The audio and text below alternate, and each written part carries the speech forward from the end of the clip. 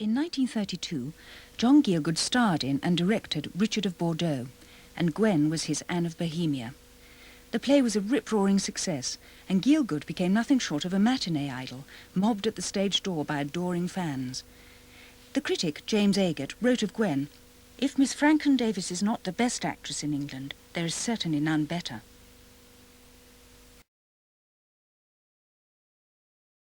Richard of Bordeaux also marked the beginning of her friendship with the play's author, Gordon Davies, the pen name of Elizabeth Mackintosh. I remember saying, "I wish you'd write a play for me," and she said, "Well, what do you want to, who do you want to play?" "Oh," I said, "I want to play Mary, Queen of Scots." "Oh," she said, "I couldn't write about her. I don't like her. I like Elizabeth." Oh, I said, "Yes, of course. Well, all right." So I thought no more about it, and then one day she came down to visit again. She came into my dressing room, and she said, "Well, there you are." And she put a script down on my knee, and she'd written Queen of Scots. Which, of course, you did the following year. Which I did the following year. With Laurence Olivier as your Bothwell. Laurence Olivier as Bothwell, and it was a wonderful cast, and Felix Aylmer as the bastard brother, and Campbell Gullen was a very, very good cast, and James Mason as Bothwell's servant Paris when he was a very young, just starting. What was Laurence Olivier like in those days? Lovely. Ravishing to play with, too. Yeah. And I believe he took over at a very short notice. Well, he did, yes, because Ralph Richardson should have played Bothwell, and then suddenly, at about 10 days before we were due to open, he said, no, we really didn't think he would be right for it, and he couldn't do it. So Larry stepped in at the last minute, and he was actually, I suppose, too good-looking, because Bothwell was really quite an ordinary-looking bloke, really. But, of course, it gave a wonderful, romantic twist to the play. It didn't make me out an entirely sympathetic character because, of course, Gordon said she was a silly woman, so she wrote her as a silly woman. 1938 brought an invitation from Gielgud to play Olya in Chekhov's Three Sisters. The play was to be produced by Michel Saint-Denis, who had worked with Stanislavski in Paris. And I said, well, I didn't particularly want to play Olya because I thought that she was a rather elderly spinster, and I wasn't ready to play elderly spinsters yet. And he said, will you come and have dinner with me, and I want to talk to you about Olya. She's not an elderly spinster, she's 28. So I thought, oh, well, I hadn't, I suppose, really studied the play at all. So I said, yes, I would come. And then, of course, Michel could charm the ducks off the water. It could make anybody do anything. And by the time he'd finished with me at that dinner, of course, I said, yes, of course, I'd love to do it. And, of course, I was so grateful that I'd been stopped from, having an experience which was one of the great highlights of the whole of my acting career. We had 8 weeks rehearsal, which I remember thinking, this is impossible. We shall be so stale. At the end of 8 weeks, we were due just to have the first week of dress rehearsals, and I can remember Michael Redgrave saying to me, oh, God, I wish we had another fortnight. Because everything that Michel gave us, it built up the reality, the actuality of the period, of that house, of the family, their interaction with each other, and the things that he taught me personally, which I have never forgotten, was always to play a tragic thing, if possible, with lightness, he would say, light. Because I was all set to say one particular scene with Irena, about she'd better marry she wasn't very in love with the Baron. It was not very romantic. And I say, you better marry. He's a good man. Oh, yes, I would marry any man. I would marry any man who asked me so long as he was a good man. Rather tragically, like that. And Michel said, no, light. And he made me say, oh, yes, marry the Baron. He's a good man.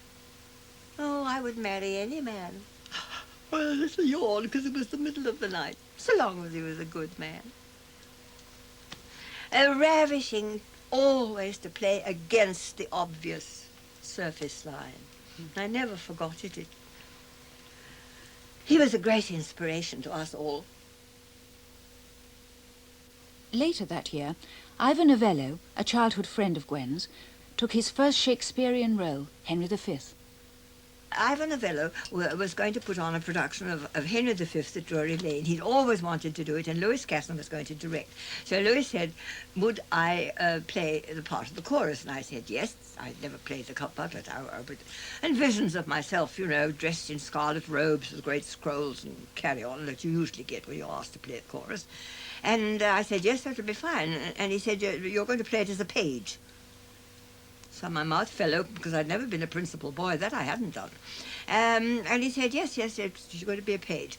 And the page I was. As a matter of fact, I was really rather a smashing page. And I enjoyed it enormously because Lewis was wonderfully helpful. Those choruses are not easy. They're jolly difficult to get over and to get the sense over and to tell the story and keep the excitement going. But I did enjoy it. But of course, Munich, we ran straight into the Munich crisis. Nobody wanted to know about war or the glory of war or anything like that. And it only ran a fortnight, and so that was that. 1939 gave Gwen a great popular success as Mrs. Manningham in Patrick Hamilton's Gaslight. This was followed by Gwendolen in The Importance of Being Earnest, directed by John Gielgud. With the outbreak of World War II, the theatres closed and then reopened. Plans changed. Nothing was to be the same again. After much heart-searching, Gwen and her dearest friend, the actress Marda Van, accepted an invitation to go to South Africa to establish an English-speaking theatre there. We decided that we would go at any rate for a time and work there, which is what we did. And we went and spent the first year with this little amateur group, building them up.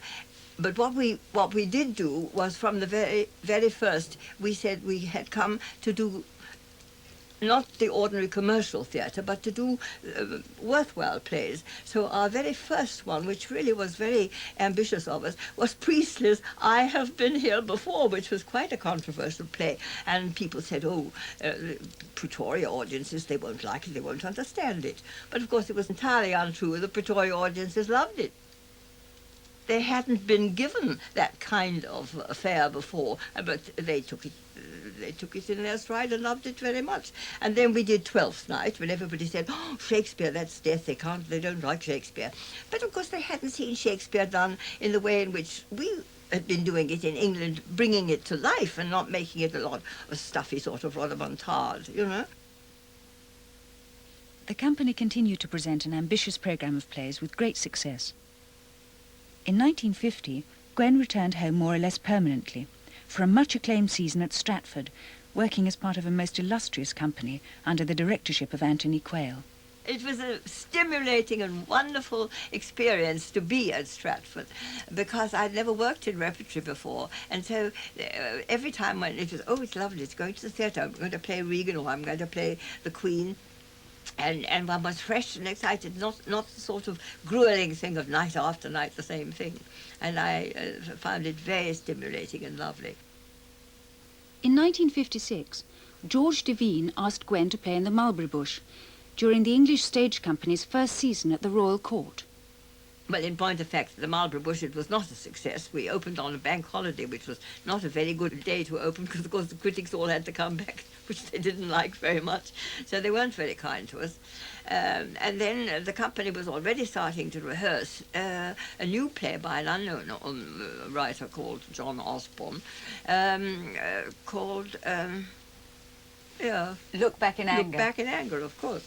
And there again, they said, oh, it's a lot of chat. I shouldn't be any good at all. You know, the company was not at all pushing. And to everybody's amazement, I saw, was there not on the first night, but on the second night. And I was very much held, very much impressed, of course. And I thought, and was a great success.